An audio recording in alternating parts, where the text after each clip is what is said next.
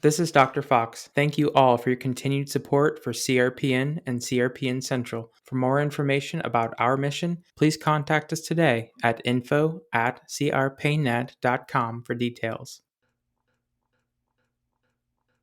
Hi, I'm your CRA for your site on this trial. After my 3-day monitoring visit, I have some queries to address with you. Do you have some time right now to meet with me? Wow, why so many? Well, it looks like many of these were due to the measurement units used in your source documentation to collect the subject's weight and height. For example, the study's EDC is collecting weight in kilograms and height in centimeters. However, the source documentation used to collect the subject's weight is collected in pounds and then the height is collected in inches. We do need to ensure that what we collect on the source documentation matches what we enter into the study's EDC, or that the values collected are converted into the correct units and documented correctly onto the source.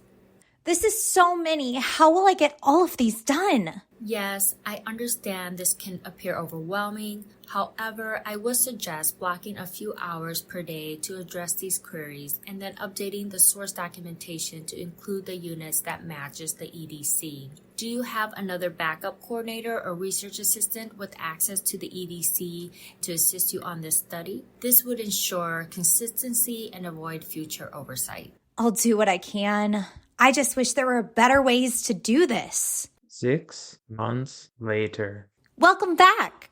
We've made some changes to our processes to help. You shouldn't have any trouble now. Wow, these look great. I'll do a few double checks, but it doesn't look like I'll have to take much of your time and space for 3 days this time around. Thank you. Thanks. We really took your advice seriously. We appreciate your help to improve our site's data quality. Data, the sole reason why we perform clinical research, and one of the most challenging and tedious complications to manage. We do research to care for and help our patients today and for generations to come. However, if we do not properly record the results of our trials, everything that we, including our patients, sacrifice is compromised. Sites, I understand completely the challenges that you face, that mountains of data collection expectations fall upon your shoulders, and that it seems almost unbearable at times with all of the sources of data and the requests to correct them. Never underestimate the power of properly executed data management systems that can save you time, resources, and your sanity. Sponsors, you complain constantly about how expensive clinical trials have become, and yet you continuously increase the data collection burdens onto the sites who perform your trials, rather than adding 40 different while you're at it exploratory endpoints to avoid performing another trial. It might be best to stay focused on your primary endpoints, assure quality for the data that you actually need, and maintain strong relationships with your frontlines. In fact, we may be prolonging, denying even, therapies to the same courageous volunteers who donate their data to our trials in the first place.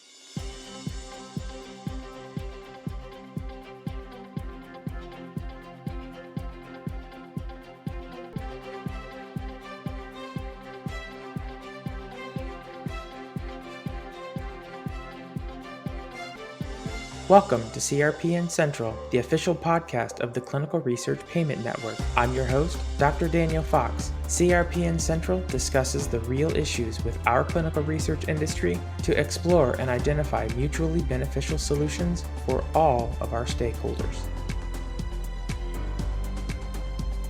We live in an industry that relies completely on data collection and results. And yet we continually witness errors, omissions, and sometimes even missing data in the clinical trials that we perform.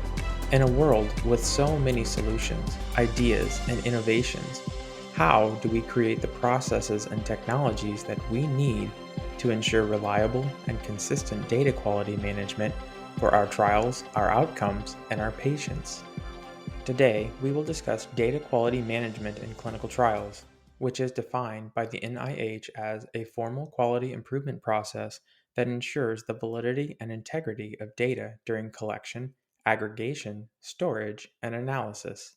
First, we will speak with an experienced CRA who has just recently participated as a panelist at the Save Our Sites conference. Then, we will speak with a technology innovator who is focusing on solutions to improve data quality and study timelines. To maintain valid comparisons, both interviews will use the same questions, and my guests did not know the questions before the interviews. We will reconvene after the interviews to compare answers and perhaps identify ways we, as professionals, can help to improve data quality and trial integrity in our industry. Our first guest is not only one of the coolest CRAs that I know, but he also has one of the most impressive Batman voices in the industry. Mitch Hilbe worked as a senior lead clinical research associate at a large CRO and has since created his own Clinical Research Justice League to advocate for change in our industry. Mitch also works at Wide Trial, a clinical research site dedicated to expanded access to care for its community. Mitch holds a powerful voice,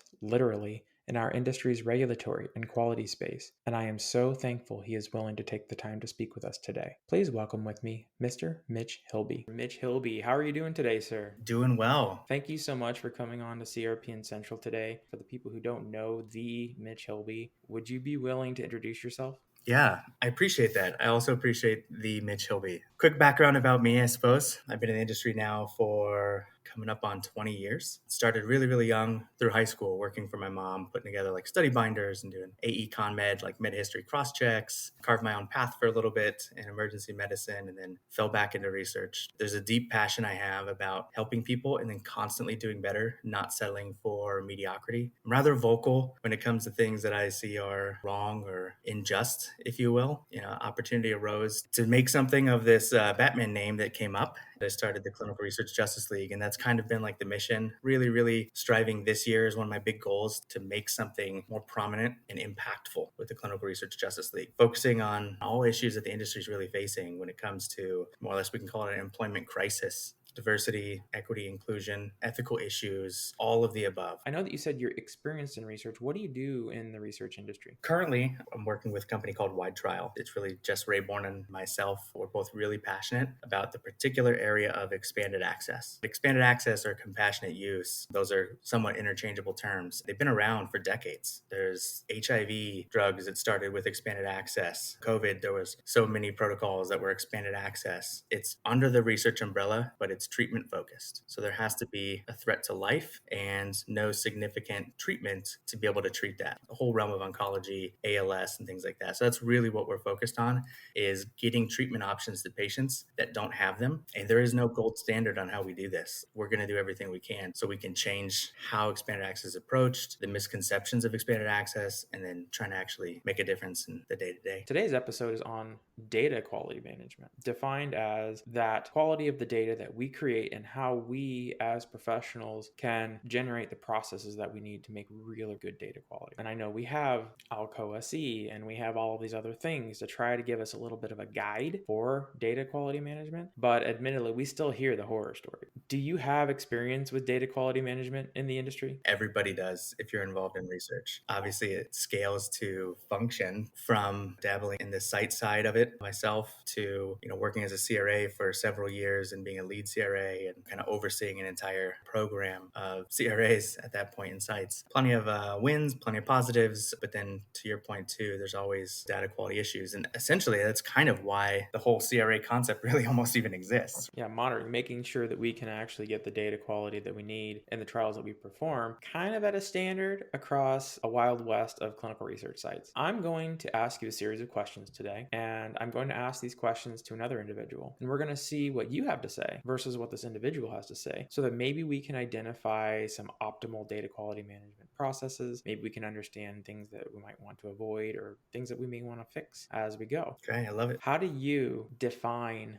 data quality management in clinical trials? It's such a detailed explanation because there's so many facets. It really starts with quality by design. In management of data, you have to initially have a solid design structure. So you have to understand what data you're capturing, making sure it's purposeful. You're not just capturing data for the purpose of having data necessarily. There should be a specific intent. when we're capturing data. And that should really help assist when you're putting together your endpoints and exploratory endpoints, making sure you're hitting everything that we need. But also, quality management aspect is making sure that what we're doing is capturing it in the best way possible to ease the burden on patients, to ease the burden on sites, biostats people too. Data quality management to me is a culmination of all the activities, identifying what data we want and the most appropriate way to get it in the easiest, most simplistic way possible. For the right purpose, right? Every single one of the stakeholders, they're collecting these data for different reasons. Sometimes they're collecting these data because they're contracted to do it. Sometimes they're collecting the data to file to the FDA. There are different priorities for the reason to collect the data, which makes it very tricky to manage the quality on a universal level. Right. Everyone would have a different definition of data quality management based off of their priorities in the industry. Oh, 100%. Each phase of clinical research is going to have its different targets and it has its own intentions. The data that we're capturing from like a phase 2 or phase 3 study is completely different than what you might get from a real world evidence study or, you're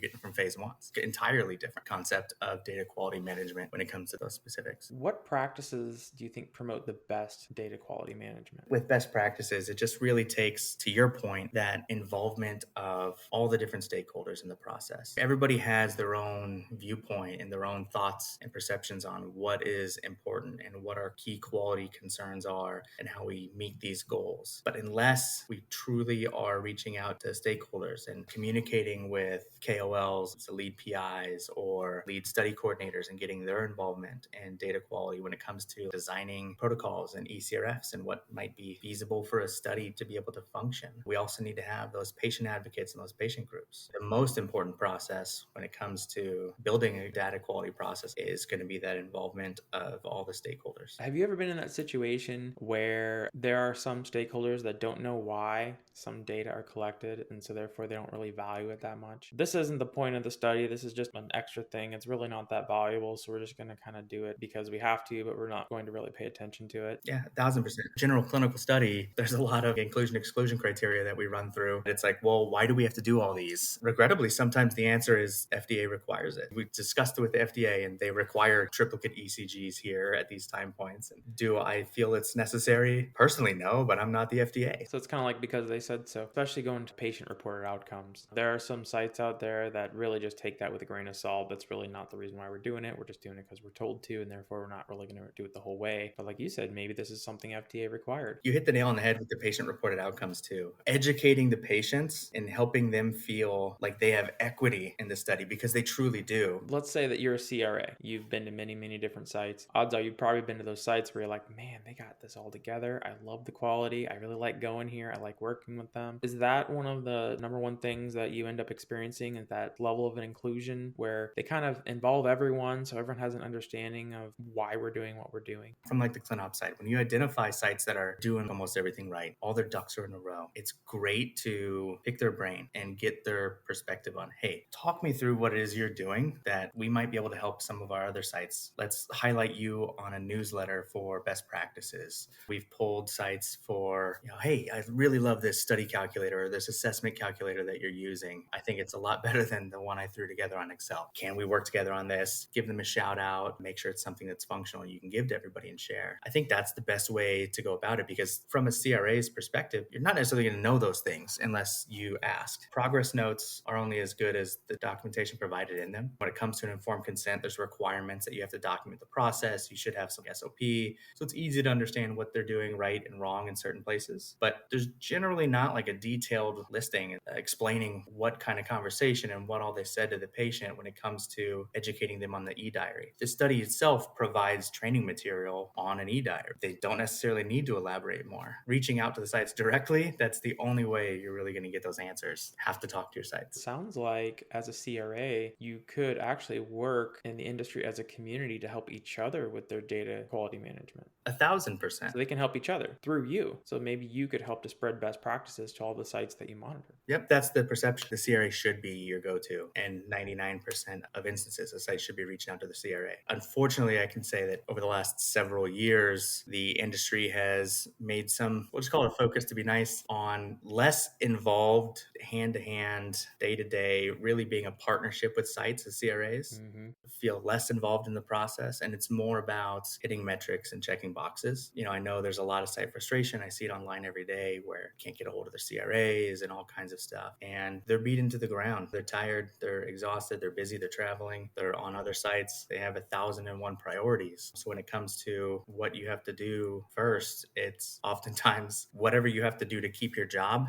I feel like for so many, that job only gets piled on more and more. Unfortunately, the CRA, being a regulatory expert, is now tasked with business development to find new sites, budget problems, escalations, contract problems. They're just supposed to be monitoring data and making sure that everything is compliant, and all of these things are dumped on them. as a lead CRA, that's something that I took on personally. We had regular meetings with sites. I do think for the most part, they were really productive. I personally was less interested in those enrollment goals. While I do completely appreciate and understand the value that they do have, I'm more concerned at the end of the day with patients and the sites and making sure that the data we're getting out of it is quality. But those were things that I would try to do as a lead, is discuss with the different sites with one voice where multiple sites are providing feedback. I'm reaching out and I'm getting all the information I can to be able to compile things and then provide a training and have discussions weekly with the CRAs that I was working with. I could explain everything and I could give everybody an update and go over best practices, pitfalls that people were running into. It's all involved. I think it's better if there's kind of one key person that you can really go to.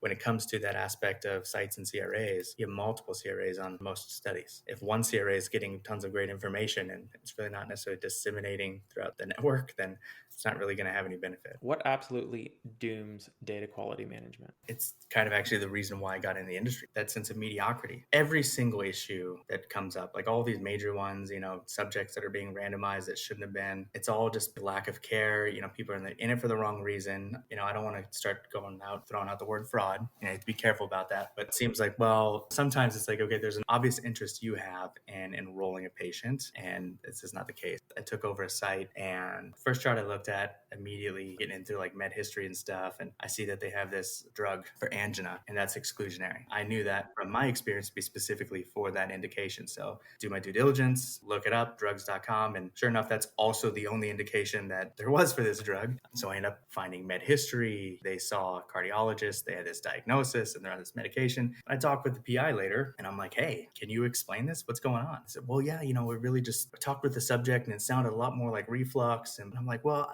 I respect your professional opinion. I was like, but at the same time, you have to understand here that they saw a specialist, which you are not, in cardiology, and had this diagnosis. So your second opinion from the position of this benefits your company if you enroll the patient does not look good. Those lackadaisical attitudes, and I get people have bad days, and that's perfectly fine and acceptable. I encourage people to take a bad day, take some time out. A big thing I've been hearing a ton about like this past week is finding your why and hanging on to that. If people don't have the right why, or they lose it along the way, that's where you're going to run into those quality issues, because they don't care. There's a reason why an entire portion of this industry was carved out for CRAs, and it's because things happen in this industry that shouldn't, and CRAs are specially trained to look for this. Prime example, you said fraud. There are sites out there that we know they randomize patients they shouldn't have. They make up patients. Sometimes these patients aren't even a thing. They're just made up on a chart. Yeah. They do all of these things, and the majority of this time, it's because they're trying to make a lot of money. Big dollar sign. That's one of the reasons why these protections are in place. There's the naive ones. That's why we're so prone to maybe not give naive PIs a chance, because I'm guessing that in your experience, you have seen situations where maybe it was all good intention. They just didn't know what the heck they're doing. And then as a result, this big thing popped up. Yeah, I like to think now that SMOs are building back a stronger reputation than when I first started. But when I first started the industry, it was painted with SMOs being the most toxic thing to impact research at that time. Hey, here's a quick way to make extra money to supplement your practice, and all you need to do is have a signature. You don't really have to do anything.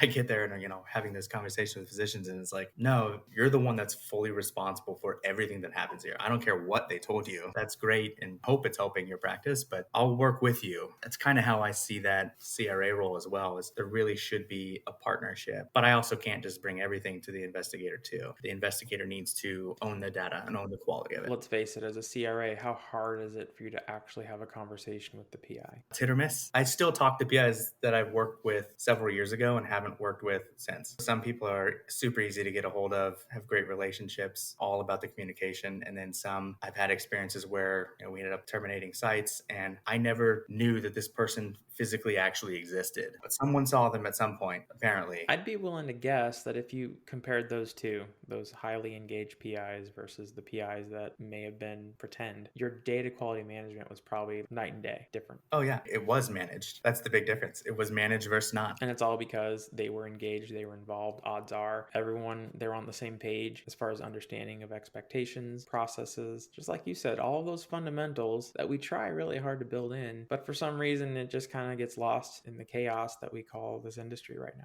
Absolutely. And if they don't know, they have questions, and it's good. We're not expecting everybody to know everything, especially when from like a CRO or sponsor side, you're coming to a site, we go through feasibility and qualifications and all this, but that's why we have a team of people there to help support too. We expect there to be questions along the way. No one's going to be mad. You don't need to be embarrassed. You don't necessarily have to know everything in detail about our study and the intention of the language or terminology that's used. So reach out and ask a question. How do you think we can improve our data quality management in the industry? There are a lot of good data quality management systems that are coming up and currently predominant in the industry that are being used. So I really think the innovation that's been coming to fruition lately is going to be a greater impact to data quality management and how we approach that. My other concern there has always been, well, let's not overdo it. Just because we have this nice quality management system, it almost makes it easier to get more data. And then it takes it back to the design aspect of we don't want to overreach and overstep. Just because it might be easier for this system to handle volume doesn't mean that we need that volume of data. Be selective on the data that we need. I mean, just because you can collect it all and do it efficiently doesn't mean that you have to. Understand what you need to accomplish your objective, which is essentially to get FDA approval. With risk-based quality management systems too, that's a phenomenal approach. It really benefits the ClinOps perspective of providing a good total picture, really timely trends, and identifying issues throughout a study or specifically with sites. Oftentimes before monitoring can, depending on how frequently you're pulling data and how frequently your visits are, of course. There are those losses though, right? Because,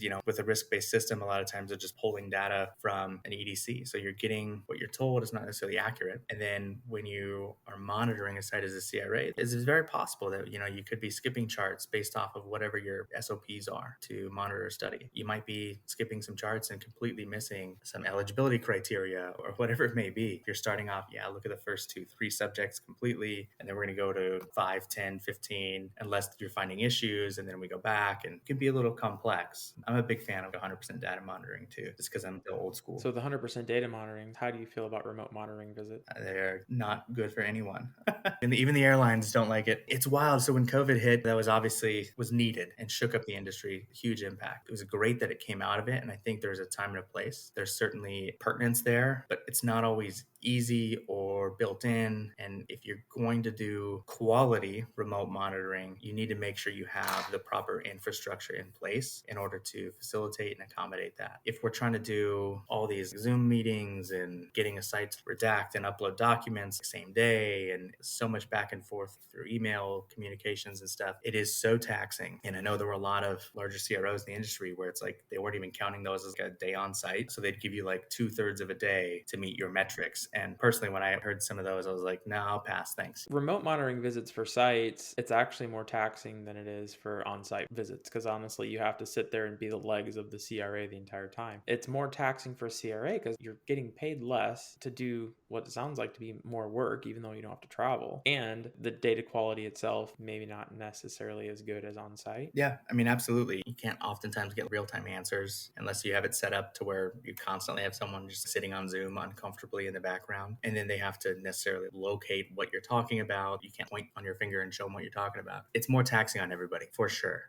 I know it's harder on the sites, but on the CRAs as well. I'm lucky to have 3 monitors. I know some people just work off a laptop. I don't even know how they can function. I'll be honest with you. So many different screens that are open at the same time. It's impossible. The first thing you said was, we've got some really cool systems coming out for data quality management. So it sounds like there's some technology coming in to help with that. But at the same time, if we use the technology the wrong way, for example, with remote monitoring visits, is not necessarily an improvement in data quality. In fact, it's just this false sense of improvement with a reduction or a compromise in the quality itself. What technologies do you think are developing right now to help the data quality management systems? As far as timeliness and identifying issues with data quality, there's obviously going to be a big impact from AI. But again, with those data quality issues, they kind of create that same sense of it's only as good as the data that was entered. So, I mean, it could very well be that we've identified all these things, but yet it's not actually a major issue or any issue at all. It's just a handful of queries that need to be fixed because they entered patient weights in pounds instead of kilograms. It could be something as simple as that, but to any computer system, those are going to be flagged. I've got one for you. I've created systems where continuous and responsible financial management has significantly improved data quality management for the trial. There are a lot of things that happen when you process remittances or send invoices or things like that. It's all pulled out of the EDC, right? If you're on top of processing your payments, there have been times where I have actually gotten the Clin Ops group to change things in the EDC before a monitoring visit. Because we had these internal financial quality systems, we actually reduced the number of queries at the monitoring visits. It makes sense for you too. I've heard of some sites doing this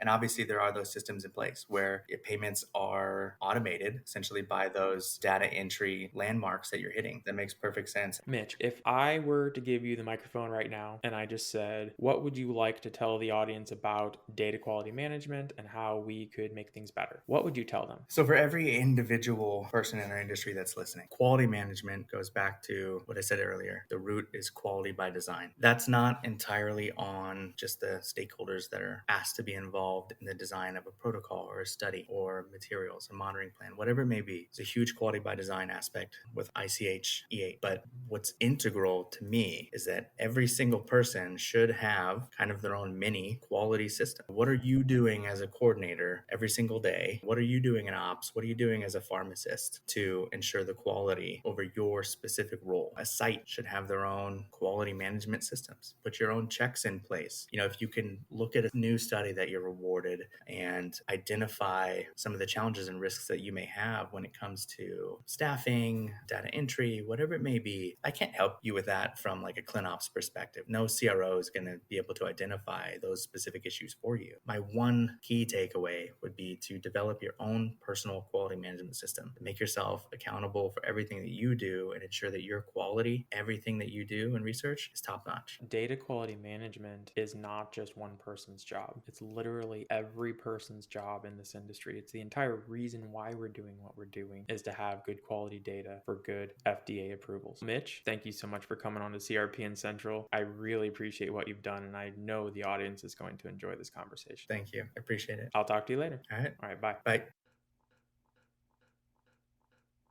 Our next guest approaches data quality management not necessarily from a CRA's perspective, but rather through the technological enhancement of data quality. Ellis Hiroki Butterfield is the Chief Executive Officer of Study OS, an organization dedicated to enhanced data quality management through the power of AI-enabled technologies. Ellis has worked in software engineering, leadership, and founder roles for many years, and I am so thankful he has taken the time to speak with us today. Please welcome with me Mr. Ellis Hiroki Butterfield. Ellis Hiroki Butterfield, thank you so much for coming on to CRPN Central today. Thanks, Daniel, for having me. I'm really excited, albeit a little bit nervous. Not sure what these questions are going to be, but happy to be here. Would you be willing to introduce yourself to the audience? Hi, my name is Ellis Hiroki Butterfield. I'm the co-founder and CEO of a company called Study OS. We're a very recent startup. I've been in the kind of clinical operations technology space for a while, and preceding that, I worked at Microsoft as one of the core 3 PMs building Azure Synapse Analytics. Right now, I'm working on Study OS. We are a real-time data quality platform powered by AI to identify and catch systemic data issues that plague clinical trials today. It's really hard to find issues in data, and the current method of line listing data reviews and people manually going form by form or row by row in an Excel sheet is probably not the way we want to be handling these kinds of critical data streams today. And we believe that there's a better way to find big problems in your data and hopefully prevent studies from failing, and more importantly, make sure that patients are safe, that the study is worthwhile for everyone, and that we're moving science forward. Holy moly. You went from Microsoft And now you're into literally clinical research data quality. Can you tell me how you went from Microsoft to where you are now? It's kind of an interesting story. And at Microsoft, I was more of a product manager, was working in kind of the big data and analytics side of the business. My co-founder today at the time was building a small little startup in the mental healthcare space. And I had been doing Microsoft for a while. And I was feeling a little burnt out because of some of the politics. He's like, hey, I can nominally pay you.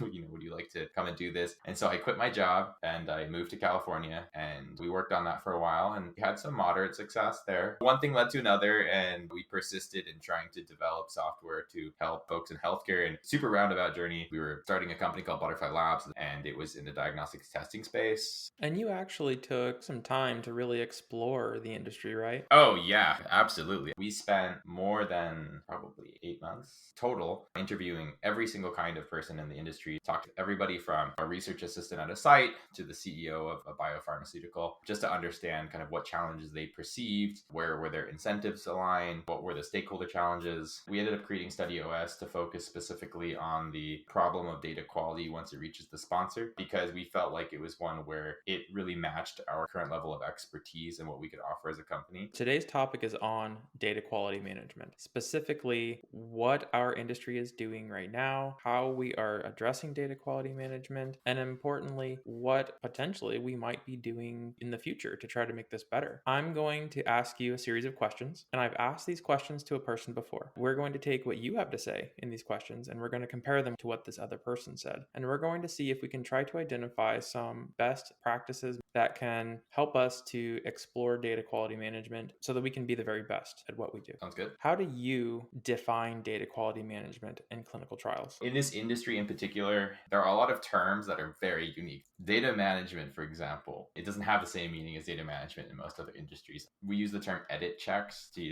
talk about ways to validate data in an EDC. In every other place, you'd call that data validation or form validation. Data quality management is even broader than what I'll just call kind of the problems of data quality, which is when it comes to making sure that when you're capturing information correctly, there's the physical aspect of it, which is, do you have the systems and do you have the people in place? Do you have the technology in place? Then there's what are you capturing, which is what is specified in the protocol, what information is important to collect about the participant, whether or not that's your endpoint information, whether or not that's safety information. And then there's how do you monitor that? From our perspective, and when I think about, or my team thinks about data quality, we don't really focus on the physical capture portion of it. Once you've captured the data, is the data that you've captured correct? The big problems are how you define what you need to look for as far as proper data capture. How do you determine whether or not it's been captured properly? Protocols themselves, they're not written for operation. Protocols are not written for anybody who actually has to use that protocol in practice, which is shocking, I know. If you had to make a document to specify to people to do things in a certain order and a certain way, you most certainly would not use footnotes or place the information about a procedure in two different documents. No one would do that. So that's like problem number one that we identify with data quality. Even specifying what you're looking for from the site or the participant needs to be exacting. Protocols are not written in such a way that are exacting and make it easier for that. So a big portion of our challenge in data quality is to make sure that we can turn what is a very ambiguous document or sets of documents into very, very specific checks. The second area is the implementation challenge, which is, okay, so you know what you're looking for. These assessments have to be performed, or this value ought to be the sum of these values. How do you implement them? For most of the industry, you kind of have two models. You have data managers that will either provide these edit checks that are using EDC systems technology today, and that can be extremely varied. I've heard anecdotally that most folks only implement 60 to 70% of what they believe should ever be implemented from a perspective of an edit check. From our perspective, at least what we've seen is even if you were to implement 100% of what they think is necessary, it's still far less sufficient than what is actually necessary. Part of that is because the systems of edit checks themselves are pretty simplistic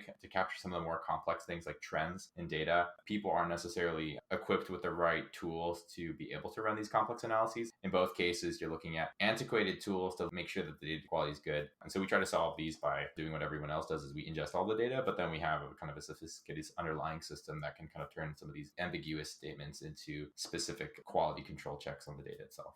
The more data entry points you have are just points of failure. The more you have people required to input data, the more chances of failure you're going to have. There are certain cases where people design databases and one value of a field will depend on a person calculating one or more values. The value of this field should be the sum of values A and B. You should never ask the computed column question. There's no reason to do so. If it's the sum of A and B, just ask for A and B. You don't need to ask for value C. By asking for value C, now you're going to make everything confusing because now you have to double check if they summed things correctly. And then now with the sum, there's going to be some misinterpretation of whether or not certain subcomponents need to be altered or some way. The more you ask for people to add information manually, the more likely they're going to fail. That's a really, really good point. And something that I talked about just recently, the amount of data that we do collect in clinical trials. How much of it do we really need to get the job done? Granted, I get it. The FDA does require some things, but there's a lot of while you're at it's out there. The ones out there that say, we don't want to pay hundreds of thousands of dollars, millions of dollars for another trial. We just want this one little data point. So just add that into your source. We want this in the protocol, that in the protocol. It has nothing to do with FDA approval, but we kind of just want it. Every data point that we're responsible for collecting, entering,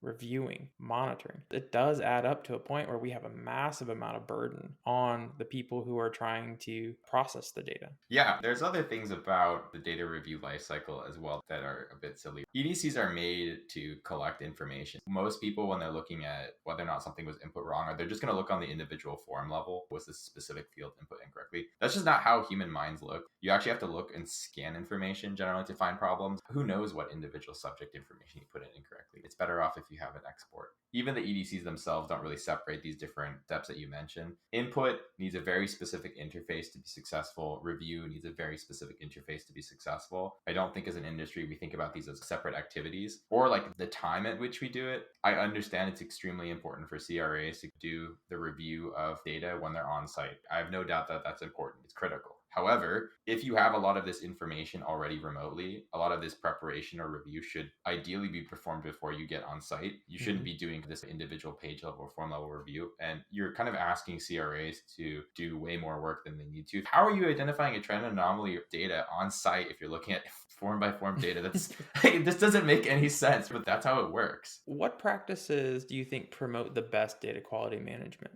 Really, it's about adopting fit for purpose tools or fit for purpose processes, educating teams on things like SQL. How can you do analysis on your own? Providing better interfaces for sites. If you want sites to catch issues on their own, what are you providing them that makes it easier for them to catch these issues on their own? I've never once seen a site go, my sponsor provides me this visualization of the scatter plot of the data. I've just never seen that or heard of that. I can imagine a PI who looked at this information, or even a coordinator, they're very experienced, can look at this and say, that's so weird. There's these 3 dots on the scatter plot that are way further away than everyone else. Maybe we have a typographical error. Or they would just be able to say, oh, I know who that is. Don't worry about it. I don't see any of that being done. You're essentially engaging with the site. You're allowing them the opportunity to understand the data or why it's being collected the way it is, or even educating them to a point where they can almost perform a little bit of a QA on their end on a data analytics side. They don't have to be PhDs in stats, but you can at least show them what's important, what's not, include them in the data quality. Right. Now that we're talking about this, so many things popped up in my head. Firstly, let's just go to the source. And by source, I mean the protocol, not the actual source. These things have to be better. One of the things that we've done internally is we've invested a lot of time and attention into solving the problem of how do we turn this very unstructured protocol into this structured format that we can use internally to identify issues in data. However, we understand internally the idealized future would be a very different way of creating and writing protocols. So the way we structure the protocol as a document fundamentally causes lots of problems. Give us a year or two, and this is probably the problem we'll be solving in addition to what we're doing today.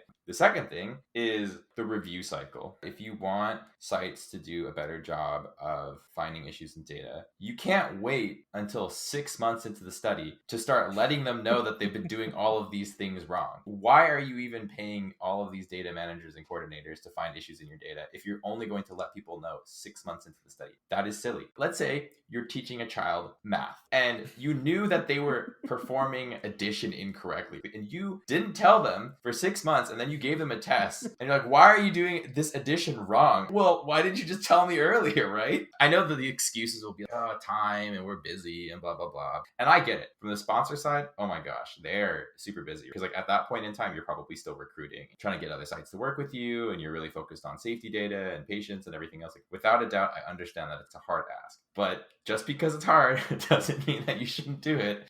You said you spent 8 months talking to people in the industry, from sponsor to site to front lines all the way to the decision makers. Have you heard any stories about what absolutely dooms data quality management? Yes. I think the biggest one is just missing important information. I know we talked about collecting too much information, but sometimes if you're not collecting the right information, that can be very, very bad. Not collecting the right information because it wasn't in the protocol and they had to add it later, or because it was in the protocol and they missed it? It's just not translated very well. Let's say for a specific portion of your protocol, procedure B has to be done within a certain time frame of procedure A. And that's really important either for safety or efficacy. And then you never track when the procedure was done. It's just an omission of a data field. It's like extremely important. But if you don't capture that information, it's obviously kind of bad. And when everyone's capturing so much information and no one's really paying attention, that can be a huge error. In that event, that was essentially the EDC wasn't programmed to capture it, or like a site source documents didn't capture it. In this specific case, it was an external system to the EDC. So we're talking the E three-letter acronym issue here. If I was to say what's the biggest thing that dooms studies, though, it seems to me that most people will defer any serious data quality work until they get too close to a data cut. At that point in time, you have to really hope that some of these systemic issues that might be plaguing your study were caught. But a lot of times, that's not the case. A lot of times you're going to wait till the very end and you're going to find out, wow, the statistical power of my study has been affected greatly because of an unexpected set of patients who are no longer eligible for the study, for example. Or there is a consistent set of protocol compliance or protocol deviations that affected my primary endpoint, but didn't really notice because I didn't really have the time to look at the data until the very end. That just triggered a memory. I can't tell you how many times the CRA comes to close out the study and they haven't done IP reconciliation all trial, or there's things that they catch at the closeout that they should have caught at monitoring visits for months, years before, and they didn't. It almost feels like procrastination. Yeah, it's totally procrastination. Procrastination just absolutely dooms someone's ability to manage data quality. It is 100% procrastination. And I feel like this is the thing that you're not supposed to procrastinate. What is the point of doing the study if not to collect valid data for the purposes of proving some kind of outcome scientifically? It's the sole reason we're here. We need these data for FDA approval. If the data's not clean, you risk an entire program. There's things that FDA will shut down. Maybe it worked, but if we can't demonstrate it in data, we're done. I think the other perspective to take from this is obviously it's a lot of money wasted and obviously it's a lot of time wasted, but you're kind of really fucking over the patients who are putting a lot of their time, literal life force and energy into this study for the hopes that either they are benefiting from the active drug or they're going to be part of advancing the science through the placebo. If you get to the end of the study and your data is garbage because you thought that you could wait till the very end to look at the stuff, you've really done a disservice to your patient, an absolute disservice. And plus, going back to the cost factor itself, you know what's going to happen. What's going to happen is suddenly everyone's going to go, oh my gosh, I didn't realize how hard it would be to look at this data, and it's going to pile up. It's kind of like debt. The longer you wait, the harder it gets. We need more monitoring credits. We need more data management credits. Oh, we're going to have to send these many people on site. And the sites are like, well, gosh, I don't think our budget was really expecting to have to do this for another 3 months. You're just suffering. You're causing yourself to suffer by taking this approach. We don't have the money, but we can afford a lot of change orders, that's for sure. Somehow, some way. Comes out of someone's pocket. Should have just done it right in the first place. How can we improve our data quality management in clinical trials? Make it very, very obvious how to collect the information. Clearly communicate. Absolutely clearly communicate this information to the site or whoever is responsible. Don't use a ton of footnotes. Don't say refer to Appendix A. If it's a linear process that the site's going to go through, just document it linearly. This isn't like a game of who can make the most complex, multi-tiered, faceted protocol instead of accompanying documents. I don't think that that's necessary. I think the second thing, to your point, just collect less information information. If a column can be derived from another source, do that. Don't expect someone to do that for you. Make the questions extremely obvious. Double check your ECRF guidelines. Come on, just be consistent about these things. I understand that it's challenging. Pick one of them to be the thing you base off of the other. If you're starting from the source template, just make sure that you're deriving your ECRF from that, or vice versa. Don't work on one and then work on the other and then come back to another, because then they're just going to get super out of order. So check your information earlier rather than later. Probably do a serious look at your data quality very early on. Provide tools either for yourself or for sites to do this better job of it. Don't skimp out on that. I feel like for some reason in this industry, a lot of people are willing to throw bodies at the problem, but not invest in fundamental infrastructure. And I know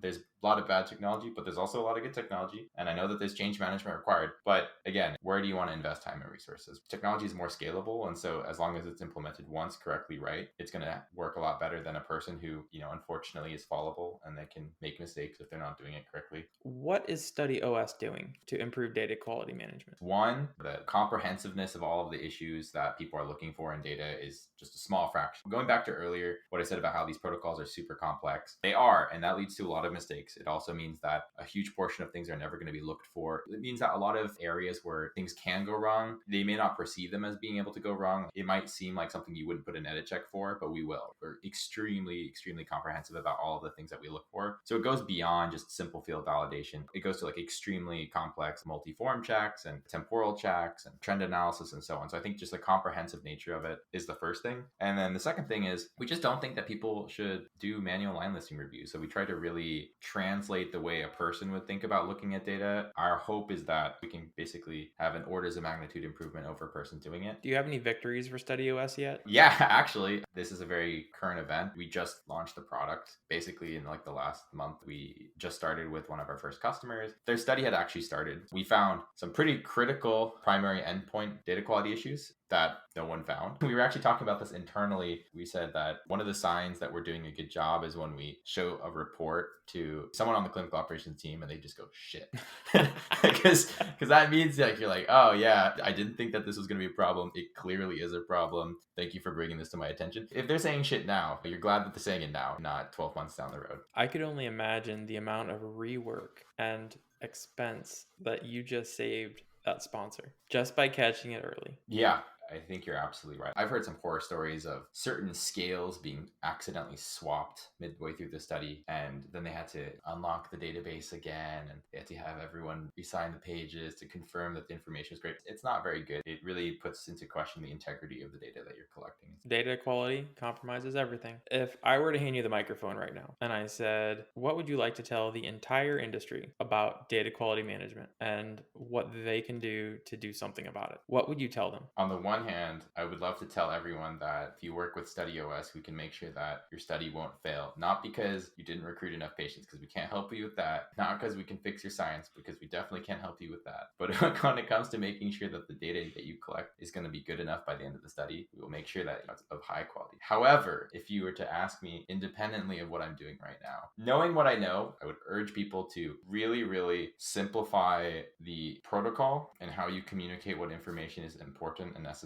and the way it's structured. There are a lot of people who are focusing on this problem. I think it's the right place to start. And the other thing would just be spend a lot more time up front making sure that the database or other collection methods that you've set up at the beginning are correct. You should actually be able to see this fairly quickly in the beginning of the study. I know that people are extremely busy. I get that. But it's one of those areas where upfront investment really pays a lot of dividends. Be proactive, simplify, take the initiative, and work with StudyOS. And I agree with you. Data quality is everyone's job, period. I have a question for you, actually. How has working with the sites earlier on during the protocol development helped with this process? I have to imagine that if you went through the protocol pretty early on with experienced site folks, and you ask them, you're like, does this make sense to you? I cannot imagine that they would not catch a lot of these problems up front, because they'll say, oh yeah, this means A, and either the CMO or the medical writer, whomever is in charge of this, would go, oh no, That doesn't mean A at all. That's supposed to mean B. 100%. So many times my site would review a protocol, provide feedback, and then wouldn't you know it, there's a national amendment. I have to imagine that would help a lot. I don't know how often this actually happens in practice. Yeah, sites are not included in the development of the protocol, but then they're asked to run it. And then by the time it gets to the site, it's so far downstream that everyone's so invested in that protocol, they don't want to change it. A very, very big problem. Ellis, Hiroki, Butterfield, thank you so much for coming on to CRPN Central. It's a true honor, and I look forward to sharing this interview with the audience. Thank you for having me, Daniel. I hope to be back sometime in the future with more fun stories and hopefully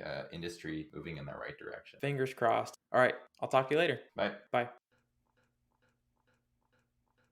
Mitch has advocated as a passionate leader, a senior CRA, and an expanded access or compassionate use program advocate for over 20 years in the clinical trials industry. He doesn't settle with the mediocrity that he sees in our industry, and, joined by some of our industry's greatest superheroes, his Clinical Research Justice League advocates to fight this industry's greatest injustices. If you work in this industry, you experience the impact of data quality management as a standard, and oftentimes data quality issues may be prevented by continuously adopting quality by design. Some of the best data quality management emerges with engaged and involved stakeholders. CRAs should find those sites who have their ducks in a row and encourage a community of sharing best practices. And oftentimes we fall into a sense of mediocrity and research for the wrong reasons, when we lose our why and therefore stop caring about the true mission of our professions. CRAs expect sites to ask questions, and although innovations are emerging to help our sites and CRAs improve data quality management, we must be selective with the data requirements of each study to prevent an overload of our study staff. And it is on each and every one of us to own our own mini quality systems for an overall and holistic industry improvement. Ellis has worked in technology, from Microsoft and mental health to mobile laboratory logistics and data quality for years. After spending 8 months of dedicated interviews with everyone he could find in the industry, he co-founded StudyOS to empower our clinical operations teams with the tools they need for streamlined and quality data management processes. Protocols are not written for operations, and they include ambiguous footnotes and appendices that are not linear or understandable as we perform trials. Clearly specifying and communicating operational expectations is critical for successful data collection, documentation, review, and therefore quality. And if we engage with our sites and provide them with the fit-for-purpose tools they need to understand and engage in data monitoring, we may reduce the manual burden of procrastinated review and reduce the systemic and problematic human error that plagues our trials before the problem becomes a trial-compromising issue. Data quality compromises everything, and when we wait for 6 months at a time to identify and change documentation problems, and we do not invest into proactive early checks and create strong plans, we not only spend significantly more time and money to triage these disasters, but we also do a substantial disservice to the trial participant volunteers who trust us with their data and their contributions to the industry. Both of today's guests agreed that data quality management starts at the planning stage, and that engaging sites as partners and giving them the tools they need is critical to strong data monitoring plans. And while Mitch encourages CRAs to foster site communities, share best practices, and develop individual quality management systems, Hiroki is working toward proactive data management and helping our CRAs as much as possible by limiting the need for tedious and manual review at the site. So, how do we create the processes and technologies needed to ensure reliable and consistent data quality management for our trials and outcomes? Mitch's field experience and Ellis's technology insight aligned with 3 core principles. To create strong data quality management systems,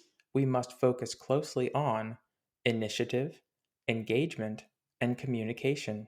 Don't wait until the end of a trial to look for errors, and invest upfront in clear and obvious trial by design. Work closely with site personnel, educate them, and provide them with the tools that they need to collaborate in data quality. and clearly communicate to ensure every stakeholder across the trialscape understands that data quality is not a nice to have, but rather the sole reason we perform trials for our trial participants and for generations of patients to come. Thank you for listening to today's Data Quality Management podcast. Remember, data quality management is everyone's job. Our sponsors depend on the validity of the data that we collect, and therefore, so do our trial participants and the patients who are depending on these technologies in the future. Thank you to Mitch and Ellis for taking the time to speak with me today. Thank you to Irena Davies and Lauren Stockwell for volunteering in today's CRP in Short. Finally, thank you to my CRP and Central sponsors for helping to make this podcast possible. Thank you again for listening, and we'll see you next time on CRP and Central.